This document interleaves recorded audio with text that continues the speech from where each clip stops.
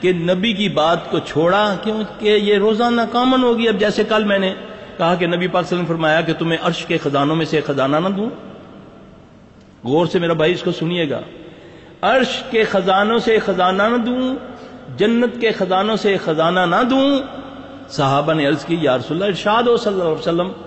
آپ نے فرمایا لا حول ولا قوت الا باللہ, صرف اتنا, کوئی لمبی چوڑی نہیں. ہر بندہ اس کو 1 سیکنڈ میں 1 منٹ میں کئی بار پڑھ سکتا ہے. آپ نے فرمایا کثرت سے اس کو پڑھا کرو. نہ اجازت کی ضرورت, مل گئی اجازت نبی صلی اللہ علیہ وسلم سے, نہ ٹائم کی ضرورت, نہ وضو کی ضرورت, نہ کسی حالت کی ضرورت. کسی حالت میں بھی لا حول ولا قوت الا باللہ, اس کے پڑھنے سے اللہ 99 بیماریوں سے شفا دیتے ہیں. کتنی؟ 99, جس میں سب سے کم درجے کی بیماری غم و فکر ہے. اب بتائیں کہ انسان کے لیے سب سے بڑی بیماری کون سی ہے؟ غم و فکر. اور اللہ کے نبی کی گارنٹی اس دعا کے اوپر, لا حول ولا قوت الا باللہ. صرف اتنا, آگے نہیں پڑھنا, صرف اتنا.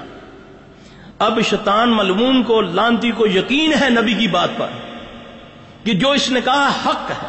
اب اس خبیث نے کیا کیا, اس آیت کو, اس حدیث کے ان لفظوں کو ڈی ویلیو کر دیا. کیسے؟ اس میں سے چارج میں ختم کر دیا. اس کو بھانڈ مراسیوں کے منہ میں لے آیا. وہ اس کو as a joke, as a مذاق ادا کرتے ہیں. گانے بنتے ہیں لا حول ولا قوت الا باللہ پر. اس کو مذاقن لطیفن پڑھتے ہیں لوگ. اور دینے والا کس نے یہ نسخہ دیا؟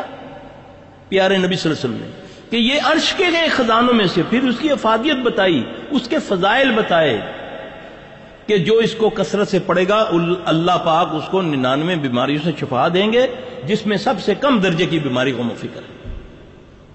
کوئی مشکل ہے؟ کوئی مشکل نہیں. صرف یقین ہو کہ میں اللہ سے بات کر رہا ہوں اور اللہ میری بات کو سن رہے ہیں. وہ اتنا قریب ہے کہ اتنا قریب تو میں بھی نہیں ہوں خود اپنے, جتنا وہ میرے قریب ہے. وہ میری ساری زبانیں سمجھتا ہے, پشتو پنجابی سمجھتا ہے. بس ہاتھ اٹھا اور یکسو ہو کر اس سے مانگ. طریقہ بھی ہے رات کو اٹھ. اب یہ میرے بھائیوں نے یہ کتابیں لائے ہیں, انہوں نے مجھے حکم کیا تھا کہ اس کا کہہ دیں کہ وہ آپ کو انشاءاللہ اللہ کے حکم سے, جس بھائی نے یہ انتظام کیا یا بھائیوں نے, اللہ ان کو اس کا اجر دے. یہ جاتے ہوئے آپ لے کر جائیں, خود بھی یاد کریں, اپنے بچوں کو بھی یاد کریں. اس میں سب کچھ مل جائے گا جو آپ نے مجھ سے پوچھنا ہے نا. یقین جانے اس میں سب وہ دعائیں ہیں. میں اسی میں سے دعائیں بتاتا ہوں. اللہ کی توفیق سے خود یاد کرو, بچوں کو یاد کراؤ. اللہ کو ایک مان لو اور یہ مان لو کہ میں جو کہہ رہا ہوں وہ میری سن رہا ہے. جو میں مانگتا ہوں وہ مجھے دیتا ہے, لیکن مجھے نہ لینا آتا ہے نہ مانگنا آتا ہے. اللہ تعالیٰ مجھے سمجھ عطا فرمائے.